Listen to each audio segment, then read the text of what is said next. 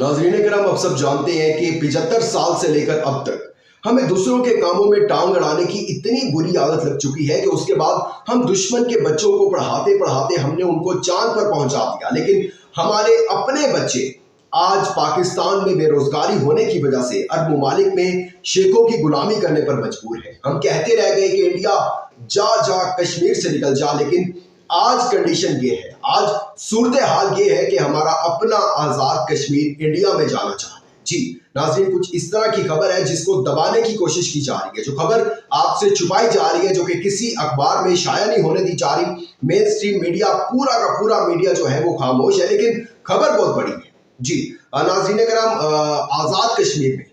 आजाद कश्मीर की आवाम जो है वो बेकाबू हो गई है। एहतजाज उन्होंने जारी कर दिया और लाखों लोग सड़कों पर निकल आए हैं। प्रोटेस्ट जारी है।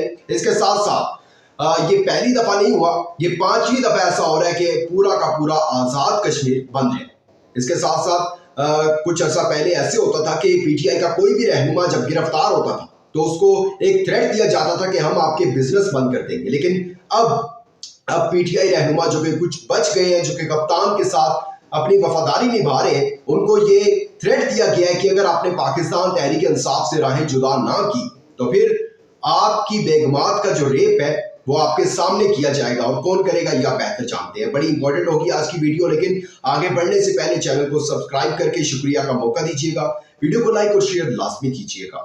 नाज़रीन करम, मैंने आपको जिस तरह इब्तिदा में बताया कि आजाद कश्मीर में सूरत हाल इतनी कशीदा हो गई है कि तमाम स्कूल, तमाम कॉलेजेस, तब हर एक चीज, कारोबारी मराकज बंद हो गए हैं और तमाम जितने भी जॉब होल्डर्स हैं, स्टूडेंट्स हैं, जितने भी कारोबारी अफराद हैं, वो तमाम के तमाम एहतजाज कर रहे हैं। और इस टाइम पूरा का पूरा आजाद कश्मीर जो है वो बंद हुआ है। मुतालबात क्या उनके, वो भी उस पर भी बात करेंगे। और वो मुतालबात आपको सुनकर अंदाजा होगा कि क्या ये रियासत से जंग कर रहे हैं या ये अपने राइट के लिए बोल रहे हैं। लेकिन इस टाइम जो सूरत हाल है आजाद कश्मीर की, जिस पर पूरा मेन स्ट्रीम मीडिया उसने खामोशी जो है इख्तियार की हुई है और किसी को कोई डर ही नहीं है ना, उनको क्या खौफ होना। उनको पता है कि हम डंडे के जोर पर हम गिरफ्तार कर लेंगे, डंडे लगाएंगे दो और ये सब लोग दोबारा भाग जाएंगे। इसी तरह होना है ना। और लेकिन इस दफा जो है वो कंडीशन, ये पंजाब नहीं है, ये सिंध नहीं है, ये पहाड़ी लोग हैं। और अगर ये बात तसादुम की तरफ जाती है, टकराव की तरफ जाती है, तो आपको अंदाजा ही नहीं है पहाड़ी लोगों की ताकत का। वो सूरत हाल बहुत गंभीर हो जाएगी और आपके हालात आपके कंट्रोल से बाहर हो जाएंगे फिर। और आपका दुश्मन तो ऑलरेडी चाहता है और यही चाहता है कि वो किसी न किसी तरीके से आजाद कश्मीर हमारी तरफ आए। अब जब आपके लोग ही उसके खिलाफ नारे लगाना शुरू कर दिए, आपके मुल्क के खिलाफ, अपनी रियासत के खिलाफ, तो फिर सूरत हाल बहुत ज्यादा खराब हो जाएगी, बहुत ज्यादा गंभीर हो जाएगी। अल्लाह करे कि सूरत हाल उस तरफ ना जाए और मामलात जो है वो बैठकर सही तरीके से हल हो जाए। लेकिन मुतालबात कैसे हल होंगे सही तरीके से, जब एक उसका सरबरा जो एक हेड होता है वो ही मुतालबात जो है वो मंजूर ना करवाना चाहे उनके, ना उस पर बात करना चाहे, तो मुतालबात जो है उनके या जो वो प्रोटेस्ट कर रहे हैं वो किस तरह जो है वो खत्म होगा। अब जो वज़ीर आज़म आजाद कश्मीर है उनको चाहिए तो ये था कि वो बात करते, उनके जो प्रोटेस्ट पे मेन उनके लोग थे उनसे बात करते, बैठते उनके साथ और कहते कि जी आपके ये मुतालबात है, हम इसको डिस्कस करते हैं, जो भी ताकतवर लोग हैं उनके साथ डिस्कस करते हैं, देन हम आपको बताते हैं हम आपको क्या रिलीफ दे सकते हैं, इसके अंदर क्या बात कर सकते हैं। अच्छा जी, ये सिंपल एक प्रोटेस्ट था, सिंपल। जिस तरह बिजली बिलों में पंजाब में भी एहतजाज होता रहा, केपी में भी एहतजाज होता रहा, सिंध में भी एहतजाज होता रहा, पूरे पाकिस्तान में भी एहतजाज जो है वो चलता रहा, ठीक है। लेकिन इस दफा जो आजाद कश्मीर में एहतजाज है वो बहुत गंभीर है, क्योंकि पाकिस्तान रियासत के खिलाफ उसके अंदर नारे लगना शुरू हो गए हैं कुछ लोगों की तरफ से।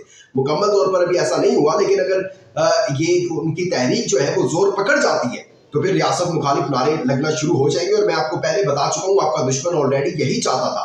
भारत तो चाहता यही है ना कि किसी ना किसी तरीके से वो पाकिस्तान के बलोचिस्तान, आजाद कश्मीर, इन इलाकों पर कब्जा कर ले। और उसके लिए तो ये बड़ा आसान सा रास्ता है कि जब आपके लोग बागी हो जाएंगे।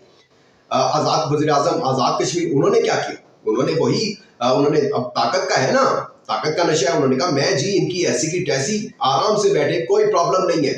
अब जो है एफसी और रेंजर्स को तलब कर लिया गया जी इस सारी सूरत हाल से निपटने के लिए, और कहा गया कि जी गिरफ्तार करो नौजवान जो अपने एहतजाज करें बिजली बिलों के खिलाफ, आटा महंगा होने के खिलाफ, महंगाई के खिलाफ, उनको गिरफ्तार करो, डंडे लगाओ, जो बुजुर्ग हैं उनको जो है नजरबंद कर दो, जो औरतें हैं उनको गिरफ्तार कर लो।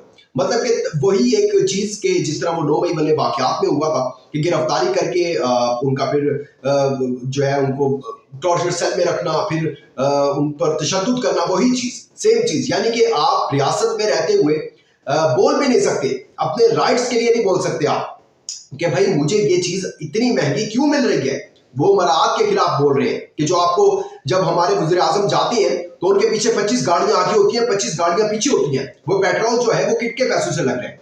वो पेट्रोल क्या वो खुद डलवाते हैं, ये हमें बताया जाए? नहीं डलवाते खुद, ठीक है, नहीं डलवाते, तो हमें क्यों महंगा मिल रहा है? हमारे पास आज अपने बच्चों को खिलाने के लिए आटे के पैसे नहीं है, आपके बच्चे हमारे बच्चे नहीं है, ठीक है। वो ये बात कर रहे हैं और उसके खिलाफ आप जो है फिर एफसी और रेंजर्स को तलब कर रहे हैं, ठीक है। काश कि आप एफसी और रेंजर्स को तलब करते उस टाइम कि जब पूरा का पूरा कोयटा बलोचिस्तान जो है वो धमाकों से 12 रबीउल अव्वल को गूंज रहा था।